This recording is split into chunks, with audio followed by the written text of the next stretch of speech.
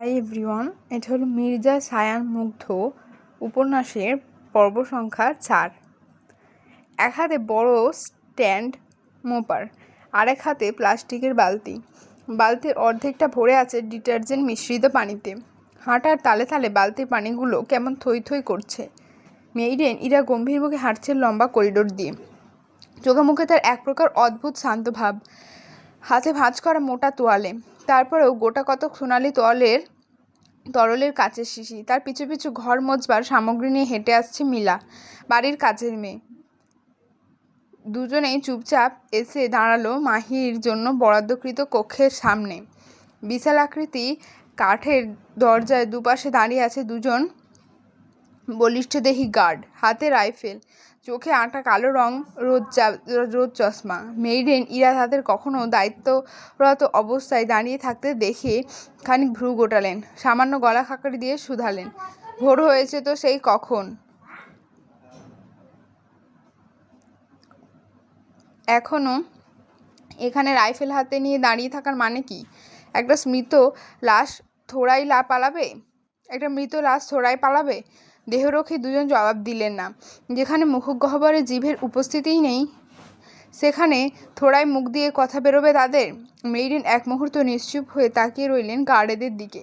পরক্ষণে ফোঁস করে নিঃশ্বাস ফেলে আওড়ালেন, সরে দাঁড়াও, কক্ষ পরিষ্কার করতে হবে। গার্ড দুজন তাই করলো। রাইফেল দুটোর নল দুদিকে ঘুরিয়ে সরে দাঁড়ালো খানিকটা। মেইডেন তৎক্ষণাৎ সঙ্গে নিয়ে আসা সামগ্রীগুলো এক হাতে নিয়ে অন্য হাতে আলতো করে কক্ষের বিশাল দরজা সশব্দে ঠেলে দিলেন। মুহূর্তেই বিরাট দরজাটা কেমন খ্যাচ খ্যাচ শব্দ তুলে খুলে গেল দুদিকে। মেইডেন পা বাড়ালেন কক্ষে, পিছু পিছু মিলাও ঢুকলো। পানিতে অর্ধপূর্ণ বালতিটা শব্দ করে মেঝেতে রেখে মেয়েটা কেমন জোরে জোরে নিঃশ্বাস ফেলতে লাগলো। এমনিতে গায়ে মাংসের উপস্থিতি বেশ কম মিলার, ফ্যাকাশে চোখ মুখ। দেখলে মনে হবে মেয়েটা বোধহয় দিনের পর দিন না খেয়ে আছে। তার তুলনায় বালতির ওজনটাই যেন বরাবর বেশি। ওদিকে মেইডেন কুচকানো চোখে পুরো কক্ষ নজর বুলাচ্ছে। আশ্চর্য, কোথাও রক্তের উপস্থিতি নেই কেন? আর শরীর, মাহি মেয়েটার শরীরটাই বা কোথায়? ইরা এবার উদ্বিগ্ন হলেন। তক্ষুনি হাতের জিনিসপত্র মিলার হাতে জোরপূর্বক ধরিয়ে দিয়ে পা বাড়ালেন এদিক ওদিক। বিশালাকার কক্ষ নয়, এ যেন একটা ছোটোখাটো প্লে কোর্ট। এন্টিক আসবাবপত্রে সাজানো রুমটায় আলাদা এক সৌন্দর্য বিদ্যমান যেন। মেইডেন চিন্তিত মুখে খাটের নিচ থেকে শুরু করে বাথরুম অবধি সবটা খুঁজে খুঁজে দেখলেন, কিন্তু না, মেয়েটার নিথর দেহ কোথাও নেই। ওদিকে মিলাও পুরো ঘরময় নজর বুলিয়ে যাচ্ছে। তবে হঠাৎই তার দৃষ্টি আটকালো অদূরের ডিভানে, যেথায় কেউ হয়তো গায়ে ব্ল্যাঙ্কেট মুড়িয়ে শুয়ে আছে। মিলা হাত ভর্তি জিনিসপত্র নিয়েই এগোয় কয়েক কদম। ভয়ার্ত মেয়ে, ক্ষণে ক্ষণে ঢোক গিলছে বেশ। সে আবার বিধ্বস্ত শরীর দেখতে পারে না। এ নিয়ে এ বাড়িতে কতজনের বিধ্বস্ত শরীর এলো গেল, তবে কখনো সেসব নিজের চোখে পরখ করেনি মিলা। করলে না আবার বমি করতে করতে জান যায় মেয়েটার। কিয়তক্ষণ বাদেই মিলা পা থামায় ডিভানের কাছে। কাপা কাপা ডান হাতটা একটু একটু করে এগিয়ে নেয় ডিভানে পড়ে থাকা মাহির দিকে। বুকটা বেশ ধড়ফড় করছে তার, দৃষ্টি হচ্ছে এলোমেলো। না জানি এক্ষুনি কি না কি দেখতে হয় তার। এসব ভাবনায় ডুবে থেকেই মিলার হাতটা থেমে গেল হঠাৎ। ভয়ে জমে গেল শরীর। সে তক্ষুনি চাপা স্বরে ডাকলো মেইডেনকে। Maiden, maiden! অত বড় কক্ষ, এরকম পাখির কিচিরমিচির কি আর অত সহজে শোনা যায়? মিলা তখন গলা স্বর আর একটু উঁচু করলো, টলমল চোখে ঘাড় বাঁকিয়ে ডাকলো, মেইডেন, কাম সুন! মেয়েটা এখানে পড়ে আছে। এতক্ষণে বোধহয় কানে ডাক পৌঁছালো ইরার। মানুষটা ছিলেন বাথরুমের জোনে। মিলার ভয়ার্ত কণ্ঠ কর্ণগহ্বরে পৌঁছানো মাত্রই ছুটে এলেন তিনি। জিজ্ঞাসু দৃষ্টিতে মিলার পানে তাকাতে মিলা হঠাৎ ইশারা করলো ডিভানের দিকে। ইরা তখনই নজর ফেললেন ডিভানে। দেখলেন, ওই তো গায়ে কাপড় মুড়িয়ে মেয়েটা পড়ে আছে সেখানে। ইরা আর দেরি করলেন না, তৎক্ষণাৎ জোরালো পায়ে এগিয়ে এসে এক লহমায় মাহির গা থেকে ব্ল্যাঙ্কেটটা সরালেন তিনি। পর মুহূর্তেই মাহিকে অমন অক্ষত অবস্থায় রেখে দুজনেই কেমন চমকে উঠলেন। অবাক দৃষ্টিতে একে অপরের মুখ চাওয়াচাওয়ি করলেন এক আধবার।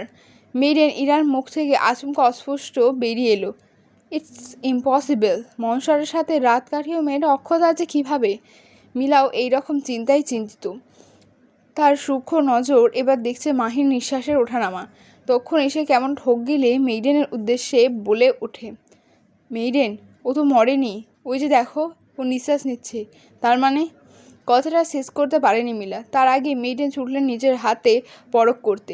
তড়িঘড়ি করে মেঝেতে হাঁটু মুড়ে বসলেন মধ্যবয়সী। ডান হাতে তর্জনী এবং মধ্যমা এগিয়ে ঠেকালেন মেয়েটার নাকের সামনে। যেই দেখলেন মায়ের নিঃশ্বাস সত্যিই চলছে, অমনি মানুষটা কেমন হতবাক হয়ে গেলেন। হতবাকতায় হতবম্বের ন্যায় কেবল আওড়ালেন, অসম্ভব, অসম্ভব। এর আগে মনস্টারের ক্ষুধা মেটাতে গিয়ে কেউ তো বেঁচে ফেরেনি, তাহলে এই মেয়ে বেঁচে গেল কীভাবে? কীভাবে ফিরল অক্ষতভাবে? প্রাডা ওকে দেখেও না খেয়ে কি থাকলো কীভাবে?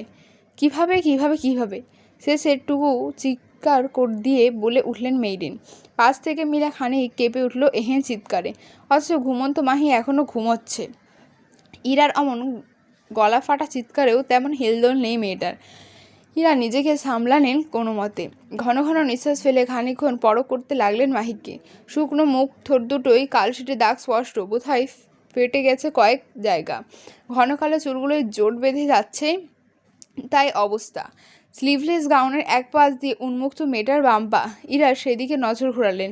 দেখলেন মেয়েটার উড়ুতে ধারালো আঁচড়ের গভীর ক্ষত। আপাতত রক্ত শুকিয়ে জমাট বেঁধেছে বোধহয়। ইরা বিচক্ষণ মানুষ, বয়স তো এমনি এমনি হয়নি তার। যথেষ্ট অভিজ্ঞতা নিয়েই বুঝলেন মেয়েটার ওপর দিয়ে কাল নিশ্চয়ই ঝড় গিয়েছে। হয়তো খুব বড়সড় না হলেও খুব ছোটও নয়। ইরার মায়া হলো কিনা কে জানেন। তার চোখ মুখে এক অদ্ভুত শান্ত ভাব। তিনি আলতো করে হাত উঁচিয়ে ছুঁয়ে দিতে লাগলেন মাহির গাল। তবে পর মুহূর্তে মাহির গালে তীব্র উষ্ণতায় হাতটা কেমন ছিটকে সরিয়ে নিলেন তিনি। একি, মেয়েটার সারা গা তো জলে পুড়ে যাচ্ছে।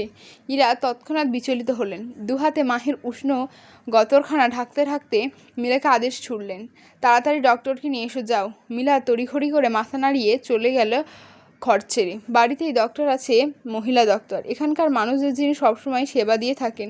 খোঁজ নিয়ে জানা যাবে এই মহিলাও হয়তো কোনো না কোনোভাবে মনস্টারের শত্রুপক্ষের দুর্বলতা। এদিকে মেইডেন ইরা মাহির মুখ পানে তাকিয়ে থেকে কেমন হতাশায় ডুবে গেলেন পরক্ষণে। ছোটোখাটো মিষ্টি দেখতে মেয়েটার কথা চিন্তা করে মনে মনে আওড়ালেন, তোমাকে যেহেতু প্রথম রাতে মারেনি, তার মানে তোমার কপালে আরও ভোগান্তি আছে মেয়ে, হয়তো তা সবার চেয়ে বেশি। পিটপিটিয়ে চোখ মেলছে মাহি। মাথাটা কেমন ভার হয়ে আছে তার। শরীরটা বুঝি তার আর নড়ছে না। টানা 2 দিন না খেয়ে পড়ে থাকলে থোড়াই শরীর চলবে? মাহি ধীরে ধীরে চোখ দুটো পুরোপুরি খুলল। এমনিতেই চশমা ছাড়া দূরের জিনিস খুব স্পষ্ট দেখে না সে। তার ওপরও প্রেশার ফল হওয়ার সম্মুখে সকল ভিজুয়ালস যেন এখনও ঝাপসা তার চোখে। তবুও সে তাকিয়ে রইল সম্মুখে। পায়ের কাছে বসে আছে কেউ, একদৃষ্টিতে তাকিয়ে আছে চারদিকে। মাহি তার মুখ দেখেনি স্পষ্ট, তবুও মেয়েটার কেমন ভাঙা ভাঙা কাতর স্বরে ডাকলো, আম্মু। মেইডেন ইরার বুকটা বুঝে হু হু করে উঠল। মাহির সামনে এলেই কেন যেন নিজেকে সামলানো দায় হয়ে পড়ে তার জন্য। আজও হচ্ছে তাই। তার মতন আমার গম্ভীর মুখ মানুষটাও যেন মাহির মুখে আম্মু ডাক শুনে নিজেকে সামলাতে বড্ড অপরাগ। এদিকে মাহি ফের নিজের ঠান্ডা কণ্ঠে আওড়ায়, আম্মু কখন এলে? মাথাটা খুব ব্যথা করছে, একটু হাত বুলিয়ে দিবে? আমার পেটে বড্ড খিদে লেগেছে। কাল থেকে এক ফোঁটা পানিও খেতে পারিনি। যদি পারো 1 লম্বা খাবার খাইয়ে দিবে। আমি উঠতে পারছি না, শরীর ব্যথা করছে, সহ্য হচ্ছে না কিছু। মেয়েটার আর নিজেকে ধরে রাখতে পারলেন না। তক্ষুনি ছুটে এসে বিছানায় পড়ে থাকা মেয়েটাকে এক লহমায় নিজের বুকে তুলে নিলেন। শক্ত হাতে চাপটে ধরে মাথায় হাত বুলাতে লাগলেন। এদিকে মাহি পরম শান্তিতে চোখ মুদ্রেছে। মেয়েডেনের নরম বুকে মুখ লুকিয়ে হঠাৎ করে হু হু করে কেঁদে ওঠে মেয়েটা। ইরা উদ্বিগ্ন হলেন ফের। হকচকে মাহিকে বুকে থেকে তুলে জিজ্ঞেস করলেন, কি হয়েছে তোমার? কাঁদছো কেন এভাবে? মাহি ঠোঁট কামড়ে কাঁদছে, যেন তার উপচে পড়া কান্নাগুলো খুব একটা বাইরে না বেরোয়। তবে কান্নার কি আর বাঁধ মানে? তারা ঠিকই ঠিকরে বেরিয়ে আসছে চোখ থেকে। মাহি কাঁদতে কাঁদতে হেঁচকি তুলে বলে, তুমি আমার আম্মু নও। আমার আম্মুর গায়ের ঘ্রাণ নেই তোমার গায়ে। তার মানে আমি এখনও এই নরকে আটকে আছি? মরিনি এখনও? কেন মরলাম না আমি তো আর সহ্য করতে পারছি না এসব। সত্যি পারছি না সহ্য করতে। মেইডেন ইরার কণ্ঠ রোধ হয়েছে এ পর্যায়ে। মেয়েটাকে কী সান্ত্বনা দেবেন তিনি, যিনি কিনা নিজেই বিগত 10টা বছর ধরে এই জেলখানায় আটকে আছেন? ইরা নিজে ভাবাবে খুব একটা বুঝতে না দিয়ে খানিক গলা খাকারি দিলেন। ইস, গলার কাছটা যা ব্যথা করছে না, মনে হচ্ছে এই বুঝি কেউ দুহাতে শক্ত করে চেপে ধরেছে কণ্ঠা। ইরা সব সময় নিয়ে বললেন, ওঠো তুমি, একটু ফ্রেশ হয়ে না, আমি খাবার নিয়ে আসছি। বলেই তিনি চলে যেতে উদ্যত হলেন। ঠিক তখনই পিছন থেকে তার বাঁ হাতের কবজি টেনে ধরে মাহি। ইরা থমকালেন, ঘাড় বাঁকিয়ে তাকালেন পরক্ষণে, ভুরু উঁচিয়ে ইশারায় জিজ্ঞেস করলেন, কি হয়েছে? মাহি কান্না থামিয়ে কেমন ইতস্তত করছে। ইরা ধরে রাখা হাতটা ছেড়ে দিয়ে ঘামে চাপচাপে দুর্বল শরীরটা কোনোমতো উঠে বসেছে বিছানায়। ওদিকে ইরা এখনো অপেক্ষা মন উত্তরের আশায়। মাহি বেশ সময় নিয়ে বলল, আসলে আমার কাছে পরার মতো কোনো কাপড় নেই। মেয়েটির মুচকি হাসলেন এহেন কথায়। খানিক এগিয়ে এসে আলতো করে হাত রাখলেন মাহির মাথায়, নরম কণ্ঠে আওড়ালেন, ব্যাস এটুকুই? আমি আরও ভাবলাম কি না কি। আচ্ছা তুমি একটু ওয়েট করো, আমি এক্ষুনি কিছু কাপড় নিয়ে আসছি তোমার জন্য। তুমি চাইলে ততক্ষণে ওয়াশরুমে গিয়ে শাওয়ার নেওয়ার প্রিপারেশন নিতে পারো। মাহি সামান্য মাথা কাত করে। মেইডেন তখন আলতো হেসে চলে গেলেন কক্ষের বাইরে। মাহি রয়ে শুয়ে বিছানা থেকে নামার প্রয়াস চালায়, কিন্তু শরীরের তীব্র ব্যথায় পা অবধি নাড়াতে পারছে না মেয়েটা। তারপরেও গাটা হুট করেই এত ঘামলো কেন কে জানে। এরকম তো হয় সাধারণত জ্বর ছাড়লে, এর মানে কি তার জ্বরও এসেছিল? কই, সে তো কিছু টের পেল না। মাহি বেশ কষ্টে নিজের পা দুটো নাড়ালো কোনো রকম। সময় নিয়ে মেঝেতে পা দুটো বিছিয়ে উঠতে গেলে বিপদ হলো আরেকটা। অনেকক্ষণ শুয়ে বসে থাকায় পা দুটো অবশ হয়ে গিয়েছে তার। এখন ধরেছে ঝিঝি। ইস, এখন কিভাবে নড়বে সে? মাহি চুপচাপ বিছানায় বসে রইল কিয়তক্ষণ। পা দুটো খানিক স্থির হতে উঠে দাঁড়ায় ফের। এবার হাঁটতে পেরেছে কোনো রকম। একটু খুঁড়িয়ে খুঁড়িয়ে হাঁটতে হচ্ছে, তাও ব্যাপার না, হাঁটতে তো পারছে, এই অনেক। মাহি খোঁড়াতে খোঁড়াতে এগিয়ে গেল ঘরের একপাশে পুরনো দেয়াল জুড়ে থাকা জানালার নিকট। সেথায় বিছিয়ে রাখা ছোট্ট একটা কাউচ। মাহি চুপচাপ এসে বসল সেথায়। জানালা দিয়ে হালকা উঁকি দিয়ে বাইরে তাকাতে এক মুহূর্তের জন্য হাঁ হয়ে গেল মেয়েটার মুখ। অদূরে বাগানটা দূর থেকে কি সুন্দর দেখাচ্ছে। চেরি ব্লসম ট্রির নিচটা কেমন গোলাপি রঙে সেজেছে দেখো। বেসামাল বাতাসের তীব্র দুলনিতে উঠছে ফুলের পাপড়িগুলো। একবার উঠছে সোজাভাবে, আরেকবার উঠছে টর্নেডোর আকারে। মাহি মুগ্ধ চোখে তাকিয়ে রইল কেমন। এর আগে কখনো চেরি ব্লসম ট্রি সচক্ষে দেখার সুযোগ হয়ে ওঠেনি তার, যার দরুন এই প্রথমবার এহেন দৃশ্যে দেখে মন ভরে উঠেছে তার। মাহির কৌতূহলী মন একবার চাইল চেরি ব্লসমের ট্রির বাগানের নিচে গিয়ে দাঁড়াতে, তবে শরীরের এহেন বেগতিক অবস্থায় কীভাবে নামবে সে? মাহি নিজের মনে উত্থাপিত হওয়ার এরূপ তীব্র ইচ্ছাটা কোনো মতে দমিয়ে রাখল। পরক্ষণে উঠে দাঁড়ালো বসা ছেড়ে। এরই মধ্যে ঘরে এসে হাজির মেইডেন, হাতে এক সেট সাদা কালো মিশেলের কাপড়। তিনি এগিয়ে এসে খানিক অস্বস্তি নিয়ে বললেন, আসলে তোমার মাপ অনুযায়ী কোনো কাপড় নেই আমার কাছে, তবে এগুলো পেয়েছি যা একটা সময় মিলা পড়তো। ওর এখন এসব সাইজে হয় না, তাই ভাবলাম তোমাকে। আচ্ছা তুমি কি এগুলো পরবে? মেইডেনের এহেন ইতস্ততা স্বাভাবিক। মাহি কিয়তক্ষণ কাপড়গুলোর দিকে একদৃষ্টিতে তাকিয়ে থেকে কেমন আহত হাসলো। হাত বাড়িয়ে কাপড়গুলো নিতে নিতে আওড়ালো, এখন অত পছন্দ অপছন্দ দেখিয়ে লাভ আছে?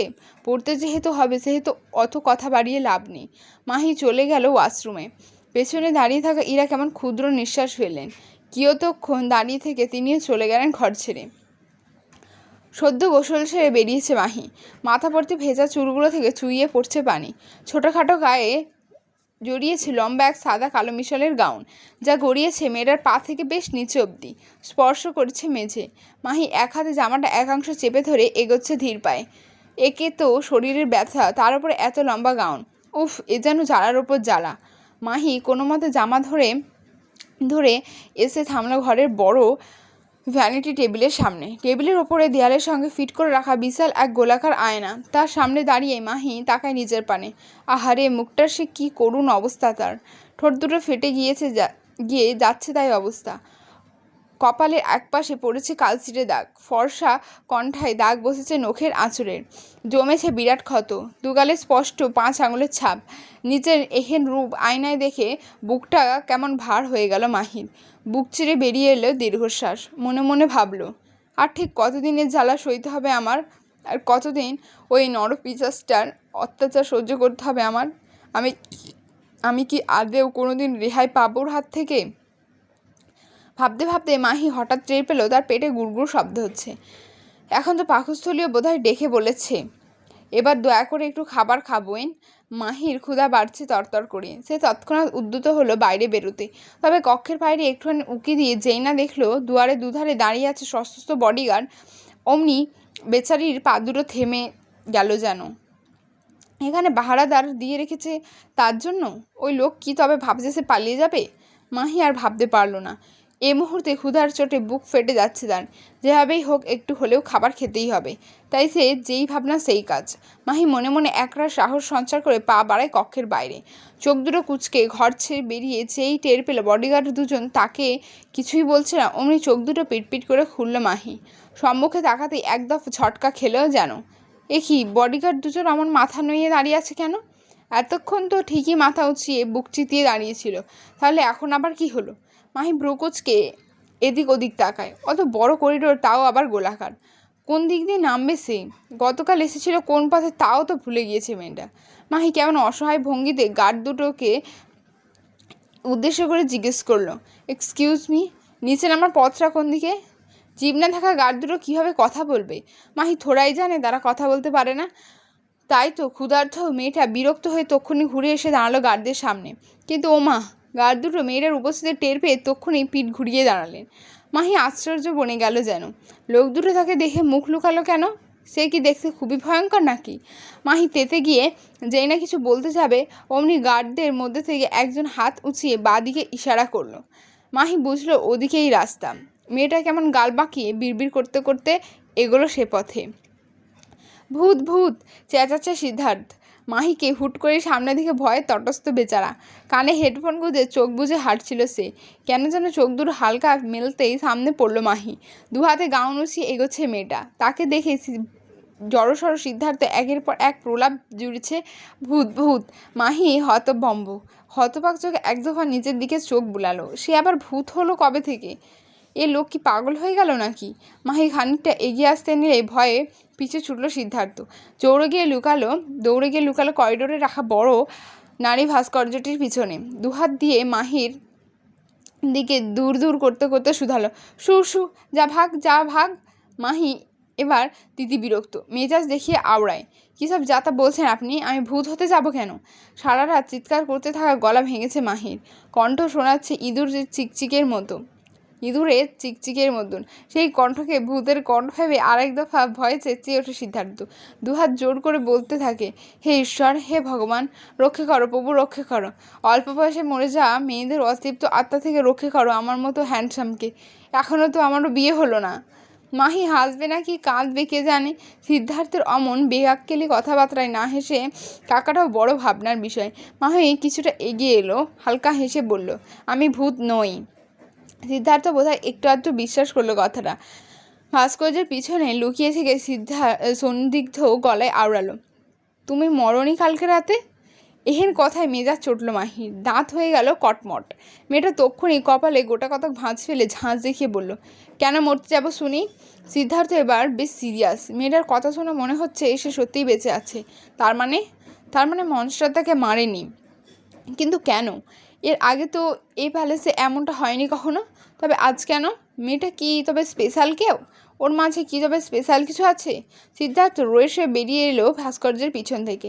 মাহির থেকে খানিকটা দূরত্ব বজায় রেখে সন্দিহান গলায় বলল, গলা ভাঙলো কিভাবে? মাহির মুখটা সঙ্গে সঙ্গে নেমে এলো রাজ্যের আধার। চোয়াল হলো শক্ত। সে কেমন ভাঙা ভাঙা কণ্ঠে আওড়ায়, কপালে ছিল বলে। শত হলেও এই কপালে মির্জা সায়ন মুগ্ধ নামক অভিশাপক লেপটেছে বলে কথা। সিদ্ধার্থ ঠোঁট গোল করে শব্দ তুলল। খানিক মাথা নাড়িয়ে জানতে চাইল, বাই দ্য ওয়ে, এই মির্জা সায়ন মুগ্ধটা কে? তড়িৎ বিস্ফোরিত দৃষ্টিতে তাকায় মাহি। অথবা কণ্ঠ ফুরিয়ে বেরিয়ে আসে, কে আবার যাকে সবাই মনস্টার বলে? এবার যেন আকাশ থেকে পড়ল সিদ্ধার্থ। চোখে মুখে তার লেপটে গিয়েছে একরাশ অবাকের ছাপ। সে কেমন হতবাক কণ্ঠে বলল, কিন্তু মনস্টারের নাম তো মির্জা সায়ন মুগ্ধ নয়, ওনার নাম তো অধীর রায়। ভ্রু গোটায় মাহি, হতভম্বের ন্যায় বলে, কি বলছেন? তিনি তো আমাদের সবার কাছে পরিচয় দিয়েছিলেন মুগ্ধ নামে। সিদ্ধার্থ আবার মাথা চুলকাচ্ছে। মেয়েটার কোনো কথাই যেন ঘটে ঢুকছে না তার। কি সব মির্জা ফির্জা বলছে? সিদ্ধার্থ খানিক চোখ সরু করে তাকায় মাহির পানে। অবিশ্বাসের কণ্ঠে বলে, তুমি সত্যি ভূত নাও তো? মাহি হেসে ফেলল। নিজে থেকেই নিজের ডান হাতটা বাড়িয়ে ধরল সিদ্ধার্থের দিকে।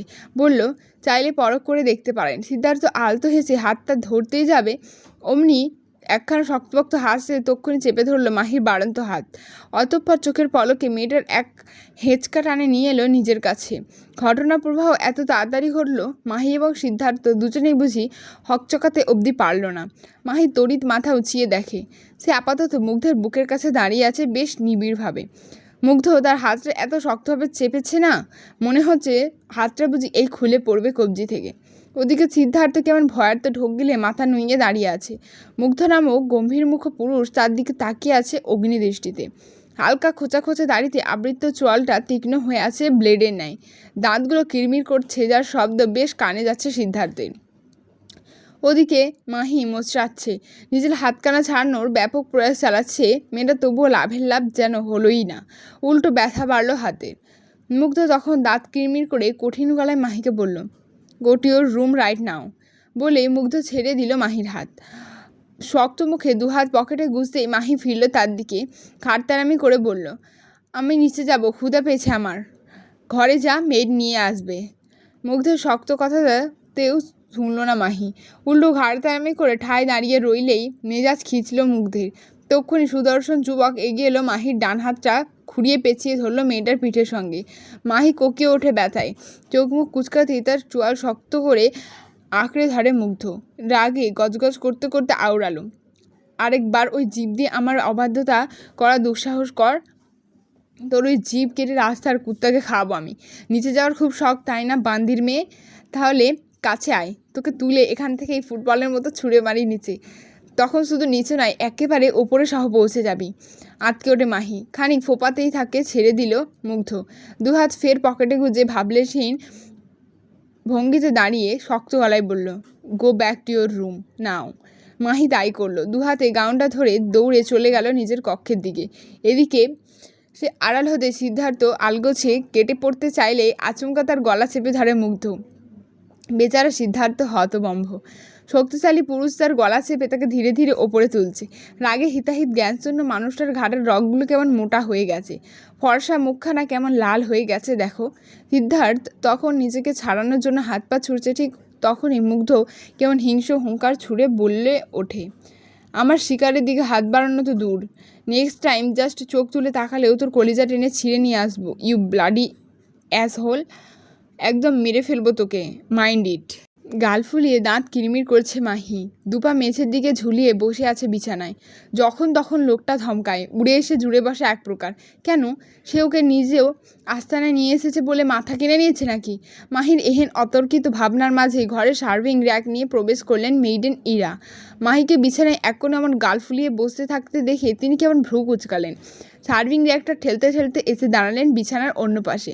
অতঃপর র্যাকটা ঠাই দাঁড় করিয়ে রেখে দু কদম বাড়িয়ে এসে বসলেন মাহির একদম গা ঘেঁষে। মাহি নড়ল চড়ল না।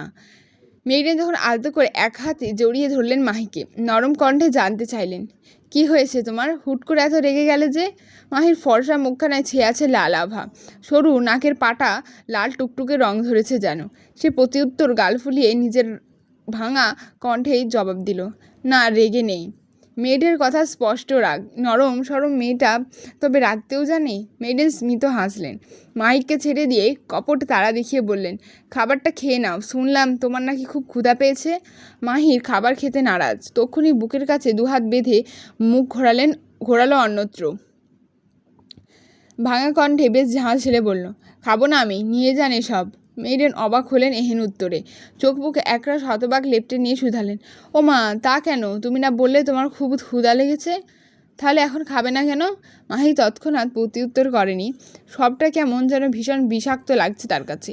এই আলিশান প্রসাদের ন্যায় বাড়ি, রক্ষী প্রহরী, তার সবশেষে ওই মনস্টার। সবাই কি এত বিরক্ত লাগছে না? মেয়েটা নিজের বিরক্তি নিয়েই জানালো, প্লিজ কৈফিয়ত শুনতে চাইবেন না, আমার ভালো লাগছে না কিছু, খাবার নিয়ে যান, আমার ক্ষুধা পেটেই মরে গেছে। মেইডেন অসহায় চোখে তাকিয়ে রইলেন কিয়তক্ষণ। মুখ খুলে কিছু বলতেই যাবেন, অমনি কক্ষের দুয়ারে দ্বার থেকে ভেসে এলো এক পুরুষালী গুরুগম্ভীর কণ্ঠ, বাংলার শেষ নবাবের বংশধর উর্ফে শ্রেষ্ঠ নাকে কাঁদুনি, কথায় কথায় গাল ফুলানি, খাবার খাচ্ছিস না কেন? এহেন কথায় তক্ষুনি বসা ছেড়ে উঠে দাঁড়ালেন মেইডেন। মাথাটা ত্রস্ত নুইয়ে সরে দাঁড়ালেন কয়েক কদম। এদিকে মুগ্ধের অমন ঠেস দেওয়া কথা কর্ণগহ্বরে পৌঁছাতেই মাহি কেমন বিরক্তিতে মুখ কুঁচকালো। মুখটা আগের ন্যায় অন্যদিকে ঠাই ঘুরিয়ে রেখে ফটাফট বলল, খাবো না আমি, তাতে আপনার কি? দেখি আমি না খেয়ে থেকে মরতে পারি কি না। গম্ভীর পুরুষ বাঁকা হাসলে এহেন কথায়। দুহাত পকেটে গুজে রেখে পা বাড়ালো সম্মুখে। গমগমে গলায় আদেশ ছুড়ল, আউট। মেইডেন তক্ষুনি মাথা ঝাঁকিয়ে চলে গেলেন ঘর ছেড়ে। মুগ্ধ তখন এগিয়ে এসে দাঁড়ালো মাহির মুখোমুখি। মাহি এখনও মুখ ঘুরিয়ে রেখেছে। তা দেখে গম্ভীর পুরুষ কেমন ভ্রু কোচকালো। তক্ষুনি শক্ত হাতে মায়ের মাথা পেছনের চুলগুলো চেপে ধরে। মাহি কোকিয়ে ওঠে, চোখ মুখ কুচকে ফেলে ব্যথায়। মুগ্ধ তখন শক্ত হাতে মেয়েটার মাথা ঝাঁকিয়ে কটমট করতে করতে বলে, don't you dare to ignore me চাসমিস। নেক্সট টাইম থেকে আমি কথা বলার সময় তোর সম্পূর্ণ মনোযোগ যেন অলওয়েজ আমার উপরেই থাকে। আদারওয়াইজ তোর এই ছোট্ট কান দুটো কিন্তু সারা জীবনের জন্য কথা শোনা বন্ধ করে দিবে। মাহি নাক টানলো সামান্য। চোখ মুখ তার এখনও কুচকে থাকায় মুগ্ধ তুলল আরেক গর্জন, চোখ খুল বেয়াদবের বাচ্চা। তক্ষুনি সপ্তদশী নিজের ছলছল চোখজোড়া খুলল। মুহূর্তেই থমকালো চারপাশ। মাহির ছোট্ট মুখখানায় বেশ নিকটে সুদর্শন যুবকের মুখ। ঘন কালো পল্লবিত বাদামি চোখ দুটো যেন নিখাত ঘন জঙ্গল। লম্বাটে মুখ তার, খোঁচা খোঁচা তারিতে আবৃত তীক্ষ্ণ চোয়াল, একদম তীরের ফলার ন্যায় খাড়া নাক, তামাকে পোড়া বাদামি ঠোঁট দুটোর ডান পাশে খানিকটা ক্ষত জাতীয় কিছু। লোকটা সে কি মারাত্মক ফর্সা। তার ফর্সাটে ললাটে মাথা ভর্তি উস্খুস্কো চুলগুলো খানিক আছড়েও পড়েছে যেন। বাম কানের লতিতে আটকে রাখা একখানা প্লাটিনামের গোল রিং জাতীয় দুল। মানুষটার গা থেকে ভেসে আসছে এক অদ্ভুত সুন্দর ঘ্রাণ। মাহি জানে না এই পারফিউমের নাম, জানে না হঠাৎ তার হৃদয় থমকানোর কারণ। এর আগেই থোড়াই তোর এত কাছ থেকে কোনো পুরুষ মানুষকে দেখেছে সে। সপ্তদশী পেটে হঠাৎ করে গুড়গুড় শুরু হলো কেন যেন। তার নিখাত সৌন্দর্যমণ্ডিত গোলাপি অধৈর্যরা কাঁপছে তিরতির করে, যেন বলতে চাইছে কিছু। মুগ্ধ নামক সুদর্শন যুবক ক্রূর হাসি টানল ঠোঁটের কোণে। পর মুহূর্তে সে হাসি গায়েব হয়ে গেল কোথায় যেন। মাহির চোখে চোখ রেখে ঝাঁঝালো কণ্ঠে বলল, I know I am too handsome. তাই বলে এইভাবে চোখ দিয়ে গিলে খেতে হবে আমায়? এর আগে কখনো সুন্দর পুরুষ মানুষ দেখিস এই নির্লজ্জ মেয়ে ছেলে? ছিস ছি, কীভাবে হাঁ করে তাকিয়ে আছিস? যা এক গ্লাস পানিতে ডুবে মর যা। মাহি বুঝি নিজ কাণ্ডে নিজেই লজ্জিত এবার।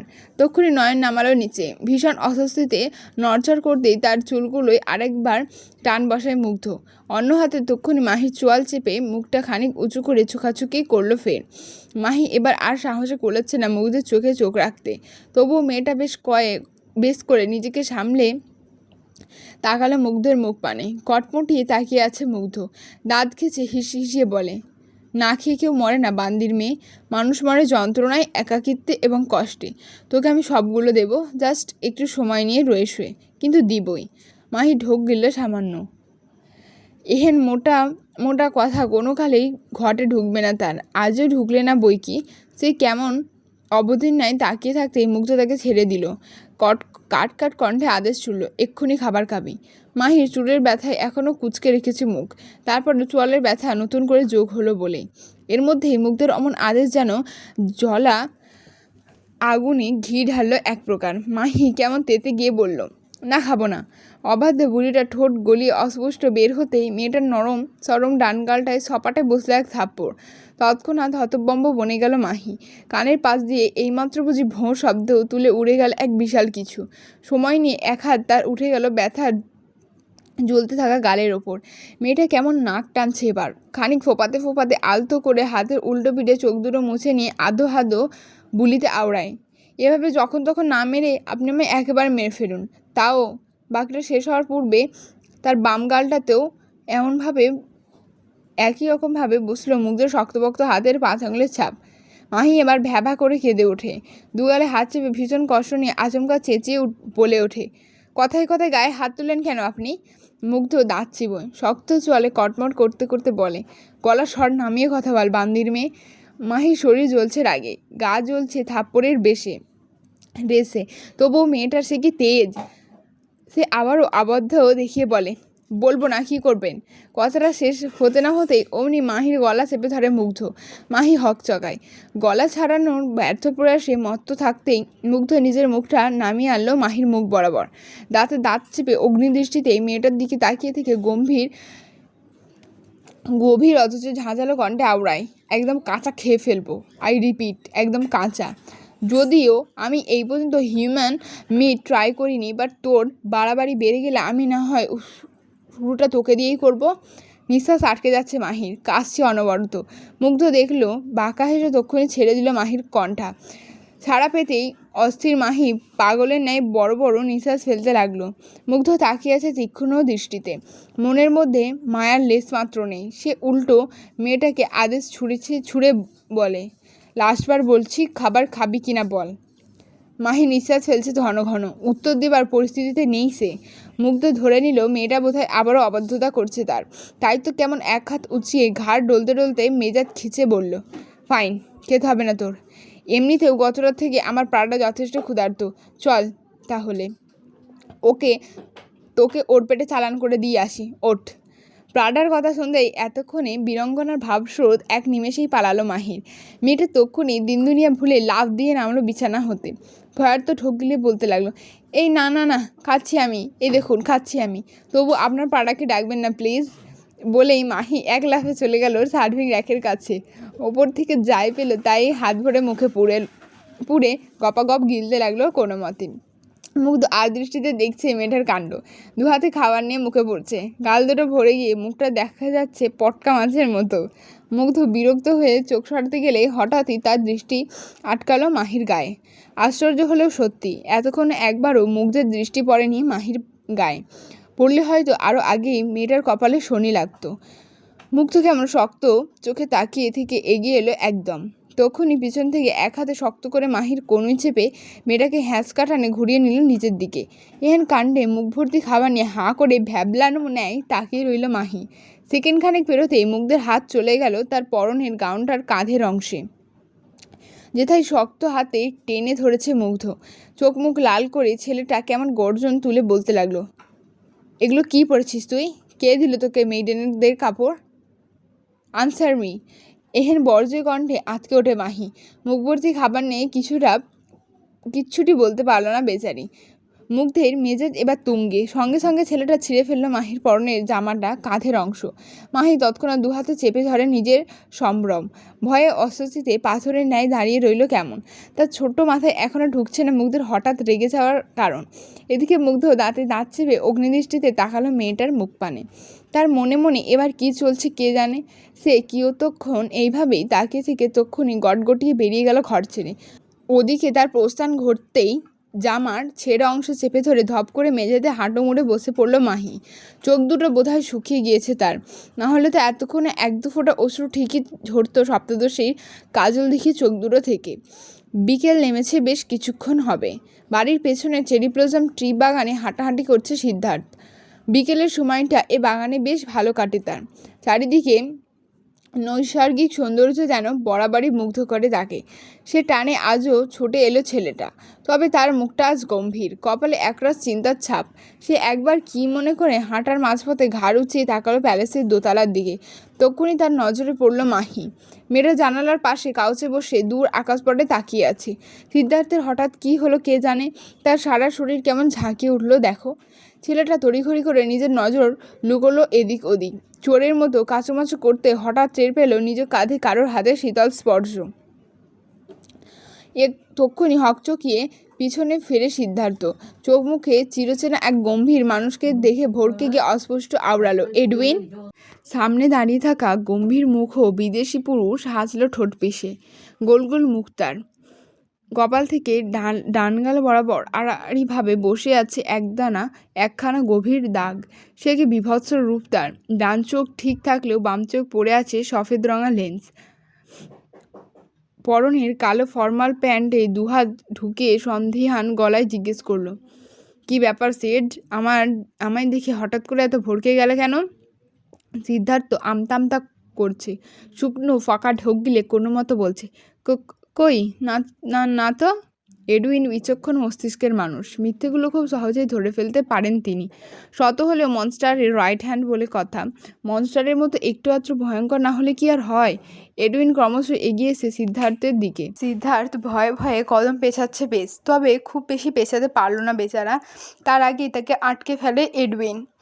খুবই সূক্ষ্মতার সাথে কোমর থেকে বন্দুক বের করে এনে ঠেকিয়েছে সিদ্ধান্তের গোপনাঙ্গ বরাবর। তা টের পেতেই ভয়ে তটস্থ সিদ্ধার্থ হকচকিয়ে মুখ খোলার আগেই শোনা গেল এডুইনের গম্ভীর কণ্ঠ। কি লুকাচ্ছ? সিদ্ধার্থ তড়িঘড়ি করে মাথা নাড়ে দুদিকে, ভর্ত কণ্ঠে বার কয়েকবার ঢোক গিলে বলে, বিশ্বাস করুন এডুইন, আমি কিছু লুকাচ্ছি না। এডুইনের চোখে মুখে স্পষ্ট অবিশ্বাসের ছাপ। সে আবারও সন্দিগ্ধ গলায় জিজ্ঞেস করে ওঠে, তাহলে তোমার মুখটা কেন এমন চোরের মতো কাচুমাচু করছো? আসলে এডুইন, আমি আমি ভুল করে মনস্টারের কী হয়ে করেছো মনস্টারের? এডুইন কণ্ঠে স্পষ্ট বিচলিত ভাব, চোখে মুখে এক প্রকার আগুন। সিদ্ধার্থ ভয়ে গুটিয়ে গেল এবারও। তক্ষুনি নিজেকে শুধরে বলল, না মানে বলছিলাম কি, আমি ভুল করে মনস্টারের নিষিদ্ধ জিনিসের দিকে তাকিয়েছি, তাই এভাবে কাচুমাচু করছিলাম। বিশ্বাস করুন এডুইন, আমি এমনটা ইচ্ছা করে করিনি। এডুইন ভ্রু কুচকে তাকিয়ে আছে কেমন। সিদ্ধার্থের বলা কথাটার এক প্রকার টুক করেই পরক্ষণেই পাল্টা প্রশ্ন করল, নিষিদ্ধ জিনিস বলতে? সিদ্ধার্থ মাথা নোয়ায়, জড়সড়ভাবে রুয়ে শুয়ে জবাব দেয়, প্যালেসের দোতলার দিকে তাকাবেন না এডুইন, সেখানে আপাতত মনস্টারের নিষিদ্ধ জিনিস আছে। এডুইন মাথা তুলে তাকায়নি একবারও, তবে তার কৌতূহল যেন ক্রমশ বাড়ছে নিষিদ্ধ জিনিসটা কী তা জানার জন্য। সে নিজের বন্দুকটা আরেকটু চেপে ধরল সিদ্ধার্থের গায়ে, দাঁত খেসে জিজ্ঞেস করলো, সোজা সাপটা উত্তর দাও, এই নিষিদ্ধ জিনিসটা কী? সিদ্ধার্থ আজ চুপ করে থাকলো না, তক্ষুনি গড়গড়িয়ে বলে দিল সবটা শুনে এডুইন যেন আকাশ থেকে পড়লো। তার চোখে মুখে একরাশ হতবাকতা লেপ্টে গিয়েছে ইতিমধ্যে। তার ঠোঁটের ফাঁক দিয়ে অস্পষ্ট কেবল বেরুলো, বাংলাদেশ থেকে মেয়ে এনেছে? সিরিয়াসলি? রাশিয়ায় কি মেয়েদের অভাব পড়েছিল? মনস্টার প্যারাডাইস এর ঠিক পিছনে রয়েছে বেশ পুরানো মাউন্টেনের চূড়ায় নির্মিত দি এসেস হাউস, যা শ্যাডো মনস্টারের পেন্ট হাউস নামে পরিচিত। সম্পূর্ণ কাঁচ দিয়ে তৈরি এই বাইরে থেকে দেখতে যতটা সুন্দর, ভেতর থেকে ঠিক ততটাই ভয়ঙ্কর। পাহাড়ি উঁচু নিচু পথ দিয়ে ওপরে উঠছে এডুইন। বসের সাথে দেখা হয় না তার আজ কতগুলো দিন হলো। পেটের মধ্যে গোছানো আছে বেশ কিছু কথা, সবগুলো একে একে বলতে হবে মনস্টারকে। পেন্ট হাউসের বক্সিং ক্লাব, পাঞ্চিং ব্যাগে ধূপধাপ শব্দে মুখরিত চারপাশ। এডুইন সগৌরবে হেঁটে যাচ্ছে বক্সিং ক্লাবের দিকে। ক্লাবের দরজার সামনে দাঁড়িয়ে আছেন দুজন দেহরক্ষী। তারা এডুইনকে দেখতে পেলেই হালকা কুর্নিশ জানিয়ে পথ থেকে সরে দাঁড়ালেন। এডুইন গম্ভীর মুখ দরজা ঠেলে ভেতরে ঢুকলো। অদূরে তাকাতেই দেখলো মনস্টার নামক বলিষ্ঠ দেহ পুরুষ একসাথে দুটো পাঞ্চিং বক্স একের পর এক পাঞ্চ মেরে যাচ্ছে, কখনো দু হাত দিয়ে তো আবারও কখনো পা দিয়ে। পরনে কেবল কালো রঙের ঢিলেঢালা ট্রাউজার, পুরো গা উন্মুক্ত, দু হাতে দুটো বক্সিং গ্লাভস। একের পর এক পাঞ্চের শব্দ হচ্ছে বেশ। যুবকের সর্বাঙ্গ ঘামে জবজবে অবস্থা। এডুইন চুপচাপ কদম বাড়িয়ে এগিয়ে গেল খানিকটা সামনে। মনস্টারের কাছে থেকে বেশ দূরত্ব বজায় রেখে মাথা নুইয়ে বলতে লাগলো, দোভরি ভিয়েচার মনস্থর, এর মানে হচ্ছে গুড ইভিনিং মনস্টার। মনস্টার জবাব দিলেন না, নিজের ওয়ার্ক আউটের মতো মত্ত থাকলেন কেমন। এডুইন খানিকক্ষণ চুপ থেকে হঠাৎ বলতে লাগলো, আপনার ধারণা সঠিক ছিল মনস্টার, বার্গান্ডি আমাদের সাথে বিশ্বাসঘাতকতা করেছে। মুহূর্তে হাত দুটো থেমে গেল মুগ্ধের। বলিষ্ঠকায় চওড়া বুকটা ওঠানামা করছে ঘন ঘন। কপালের ওপরে লেপ্টে থাকা ঘামে ভেজা চুলগুলো হাত হতে চুইয়ে পড়ছে ঘাম। বাদামি চোখ দুটো ক্রমশ রক্তবর্ণ ধারণ করছে, চোয়াল হয়েছে শক্ত।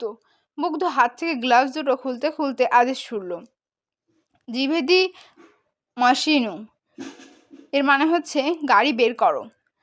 এডুইন চুপচাপ মাথা ঝাঁকায়, গম্ভীর মুখে সেখান থেকে পা বাড়িয়ে হাঁটা ধরল বাইরে। মনে মনে ক্রুর হেসে আওড়ায়, মনস্টারের সাথে বিশ্বাসঘাতকতা করে পার পেয়ে যাবে এমন কোনো বাপের বেটা এখনো জন্মায়নি। ইন করা কালো রঙা শার্ট, পরনে দাবি প্যান্ট, কোমরে বাঁধা বেল্টের গায়ে আঁকা একখানা রাক্ষসের ছবি, গায়ে লম্বা ওভারকোট, যার দৈর্ঘ্য হাঁটুর বেশ নিচ অব্দি। মাথার ওপর সেজেছে একখানা কালো রঙা গোলাকার ফেডারো টুপি। টুপির দৈর্ঘ্য এতটাই বড় যার উপস্থিতিতে প্রথম দর্শনে যুবকের মুখায়ব খুব একটা পরিলক্ষিত হবে না। দেখা যাবে কেবল তামাকে পোড়া বাদামি ঠোঁট দুটো। যুবকের নিচে ঠোঁটের ডান পাশে লিপ পিয়ার্সিং করা, ঝুলছে প্লাটিনামের রিং। একইভাবে বাম পাশের ভ্রুয়ের একপাশেও পিয়ার্সিং করা। সদ্য শেভ করা লম্বাটে চোয়ালখানা দৃঢ় হয়েছে আরও। যুবকের বাম হাতের কবজিতে ঝুলছে মনস্টার সিগনেচার ব্রেসলেট, যা প্রমাণ করছে এ আর কেউ নয়, দি শ্যাডো মনস্টার তার চিরচেনা রূপে আবর্তিত হয়েছে আজ। ঠোঁটের ভাঁজে জ্বলছে সিগার। মনস্টার সগৌরবে দুহাত প্যান্টের পকেটে গুজে হেঁটে আসছে বাগানের পথ দিয়ে। তার পিছু পিছু আসছে এডউইন, হাতে ব্রিফকেস জাতীয় কিছু একটা। মনস্টার বাগান থেকে বেরিয়ে খানিকটা এগোতে হঠাৎ কি মনে করে থামলো যেন। ধীরে ধীরে নিজের ফেডারো টুপিটা আড়ালে লুকায়িত বাদামি চোখজোড়া ওপরে তুলে প্যালেসের টাওয়ারে তাকাতেই হঠাৎ দেখল কেউ একজন তাকে দেখা মাত্রই লুকিয়েছে সন্তর্পণে। মনস্টার ঠোঁট পিষে হাসল, তীক্ষ্ণ দৃষ্টি ওপরে তাক করে রেখেই গমগমে গলায় ডাকলো, সিড। বেচারা সিড চেরি ব্লসম ট্রিয়ের আড়ালে লুকিয়েছিল এতক্ষণ। তবে মনস্টারের বাড়িতে থেকে তারই চোখ ফাঁকি দেওয়া কি আর এত সহজ? সে ধরা পড়ে যাওয়ার মতো কেমন কাচুমাচু মুখ নিয়ে এগিয়ে এলো চুপচাপ, মাথাটা নুইয়ে রেখে ভয়ার্ত কণ্ঠে বলল, জি মনস্টার। মুগ্ধের চোখ নেমেছে সিদ্ধার্থের ওপর। সে ধীরে ধীরে নিজের ঠোঁট ফাঁক করে সিগারেট সরিয়ে নিল এক হাতে। অতঃপর শান্ত অথচ ভয়ানক কণ্ঠে শুধালো, খেয়াল রাখবি আমার অপছন্দের জিনিসের আশেপাশে যেন একটা মাছিও ভনভন না করে। আর ভুলক্রমেও যদি ওই মাছি তুই হয়ে যাস তাহলে নো প্রবলেম, ফিরে এসে তোকে আমার হাঙরদের খাবার বানাবো। Hope you got my point kid. সিড। পুরো শরীর জুড়ে ঝংকার বয়ে গেল সিদ্ধার্থের। গলায় নামলো অনাকাঙ্ক্ষিত সূক্ষ্মতা। বেচারা মুখ ফুটে বলতে অব্দি পারল না কিছু, সের্ফ মাথা নাড়ল ওপর নিচ। মুগ্ধ আর বলল না কিছু। সিদ্ধার্থ তৎক্ষণাৎ পথ থেকে সরে দাঁড়াতেই মুগ্ধ গটগট পায়ে হেঁটে চলে গেল। এদিকে সে যেতেই বুকের উপর হাত ছেঁকে বড় বড় নিঃশ্বাস ফেলতে লাগলো সিদ্ধার্থ। বাইরে এত বাতাস, তবু কপালটা কেমন ঘামছে তার। বেচারা দুরু দুরু বুকে পকেট হাতের রুমালটা যেই না বের করবে অমনি প্যালেসের দোতলা থেকে ভেসে এলো মাহির ভাঙা কণ্ঠ, এই যে শুনছেন? এবার বুঝি ভয়ে হার্টবিট বন্ধ হয়ে যাওয়ার উপক্রম সিদ্ধার্থের। বেচারা হাত পা কাঁপছে অনবরত। মেয়েটা তাকে ডাকছে কেন? সে কি না জানে না। তার দিকে চোখ তুলে তাকানোটাও সবার জন্য নিষিদ্ধ, সবচেয়ে বেশি নিষিদ্ধ সিদ্ধার্থের জন্য। সিদ্ধার্থের এহেন ভাবনার মাঝে আবারও ভেসে এলো মাহির কণ্ঠ, কি ব্যাপার, আপনাকে ডাকছি শুনছেন না? সিদ্ধার্থ তৎক্ষণাৎ দু এক কদম এগিয়ে এসে দেখে নীল মনস্টার এখনও ওয়াকওয়েতেই আছে কিনা। যেই দেখলো মনস্টার প্রস্থান ঘটিয়েছে বেশ আগে, অমনি বেচারা উল্টো ঘুরে এসে দাঁড়ালো আগের জায়গায়। ভুলেও মাথাটা না তুলেই জবাব দিল, কি বলবে? মাহি ভ্রু গোটায়, লোকটা আমার মাথা নুইয়ে রাখলো কেন? কি হয়েছে তার? মাহির অবচেতন মন একবার চাইলেও গলা উঁচিয়ে জিজ্ঞেস করবে, পরক্ষণই ভাবলো থাকবে, যার যা ইচ্ছা। তাই মাহি তার প্রসঙ্গ বড় করলো না, সোজা সাপটা জিজ্ঞেস করে উঠল, এই মনস্টার এমন সেজেগুজে কোথায় যাচ্ছে? সিদ্ধার্থ এমন অদ্ভুত হাসলো মেয়েটার কথায়। নজর ঝুঁকিয়ে রেখে কণ্ঠ উঁচিয়ে কেবল জানালো, কোথায় আবার? যার শ্মশানে যাবার সময় ঘনিয়ে এসেছে তাকে শ্মশানে পাঠাতে যাচ্ছে। ডেড পোয়েটস বার। পুরানো কাঠের তৈরি ইন্টেরিয়ারে সাজানো গোছানো লিকুইড বার। চারিদিকে ম্লান আলো বিরাজমান। বড়সড় এ বারটি শহর থেকে বেশ দূরে, যেখানে মূলত বিভিন্ন অপরাধীদের গোপন আস্তানা। বারের প্রতিটি দেয়ালে ঝুলছে কবি লেখকদের ছবি। অদূরে বার কাউন্টারে 3 জন বারটেন্ডার দক্ষ হাতে কাস্টমারদের বানিয়ে দিচ্ছেন ককটেইল। খানিকটা দূরে বাজছে স্লো জ্যাজ। পুরো বারে থই থই করছে মানুষ। কেউ কেউ নিজেও টেবিলে বসে বুঁদ হয়েছে নেশায়। বাড়ির একদম কর্নারের শেষের টেবিলে গা এলিয়ে বসে আছে এক আফ্রিকান যুবক। লম্বা চওড়া গায়ের গড়ন, মাথায় ছোট ছোট চুল, তার চোখ দুটো কেমন নিবু নিবু। বোধহয় আয়েসি নেশায় বুঁদ হয়েছেন তিনি। যুবক নেশায় ঢুলতে ঢুলতে টেবিলের ওপরে থেকে রামের বোতল তুলে আরেকটু অ্যালকোহল গ্লাসে ঢালতে উদ্যত হতেই খেয়াল করে বোতল ফাঁকা। মোটা কাঁচের বোতলটায় আরও একটু লিকুইড অবশিষ্ট নেই। যুবক বিরক্তিতে মুখ কোঁচকায়, কপালে গোটা কতক ভাঁজ ফেলে গলা উঁচিয়ে ডেকে ওঠে বারটেন্ডারকে। হে ইউ মাদারফাকার, তাড়াতাড়ি আরেক বোতল রাম নিয়ে আয়। বারটেন্ডার তেতে গিয়েও বললেন না কিছু। শত হলেও যুবক তার বারের ডেইলি কাস্টমার। এখন মুখ খুলে প্রতিবাদ করে তিনি থোড়ায় নিজের পেটে লাথি মারবেন? বারটেন্ডার তক্ষুনি কাউন্টার সেলস থেকে আরেক বোতল রাম বের করে এগিয়ে দিলেন ওয়েটারের দিকে। চাপা গলায় আদেশের সুরে বললেন, দিয়ে আয় বাস্টারটাকে। ওয়েটার মুচকি হাসল এহেন কথায়। হাত বাড়িয়ে বোতলটা তুলে নিয়ে একটুখানি এগোতে হঠাৎ করে তার চোখে গেল বারের সম্মুখের দুয়ারের দিকে। বলা নেই কওয়া নেই, কোত্থেকে যেন কতগুলো কালো পোশাকধারী সশস্ত্র বডিগার্ড ছুটে আসছে দেখো। বারটেন্ডার হকচকালেন এহেন কাণ্ডে। তড়িঘড়ি করে কাউন্টার থেকে বেরিয়ে আসতেই দুপাশ থেকে দুজন বডিগার্ড তাকে আটকে ফেলল পথের মাঝে। এদিকে বারে উপস্থিত সাধারণ জনগণ সবাই কেমন আতঙ্কিত। হুটহাট এমন সশস্ত্র বডিগার্ড দেখলে কেই বা আতঙ্ক না হয়ে থাকে শুনি। বডিগার্ডেরা একে একে সকলদের মাথা বরাবর নিজেদের বন্দুকের নল তাক করলো। মুহূর্তেই মানুষের কোলাহল গিজগিজ করতে থাকা বারটায় ছেয়ে গেল এক অদ্ভুত নীরবতা। অদূরের টার্ন টেবিলে এখনও বাজছে স্লো জ্যাজ। হাঁটতে থাকা ওয়েটার মহাশয় থেমে গেলেন তক্ষুনি। মাথা বরাবর বন্দুকের নল ঠেকতে ভয়ে বেচারার হাত থেকে অবহেলায় পড়ে গেল রামের বোতলটা। বডিগার্ডেরা তখন রাশিয়ান ভাষায় হুঙ্কার ছুড়ে সকলের উদ্দেশ্যে বললেন, আপুস্তি গোলাভু, তার মানে হচ্ছে মাথা নিচু করো সবাই। কথাটা শোনা মাত্রই সকলে নিজেদের মাথার ওপর দুহাত চেপে ঘাড় নোয়ালেন। ওদিকে আফ্রিকান যুবক এতক্ষণ কানে হেডফোন গুঁজে চোখ বুজে কী যেন শুনছিল কে জানে। তার ধ্যান ফিরল মাত্র। চোখ খুলে চারপাশ তাকাতেই থমকে গেল এক মুহূর্তের জন্য। এই বডিগার্ডদের সে চেনে ওরা কারা। তার মানে মনস্টার তাকে খুঁজে পেয়েছে। যুবক ত্রস্ত উঠে দাঁড়ায় বসা ছেড়ে। আতঙ্কে ঢোক গেলে ছুটতে নিলেই দুপাশ থেকে বেশ কয়েকজন গার্ড এসে আটকে ফেলল তাকে। কপালে একদম মাঝ বরাবর ঠেকালো বন্দুকের নল। যুবক ভয়ে তটস্থ, কাঁপতে কাঁপতে বলতে লাগলো, ভুল হয়েছে আমার, ছেড়ে দাও আমায়। গার্ডেরা প্রত্যুত্তর করেনি। এরই মধ্যে বাড়ির সদর দরজা দিয়ে গটগটিয়ে প্রবেশ করলো এডউইন।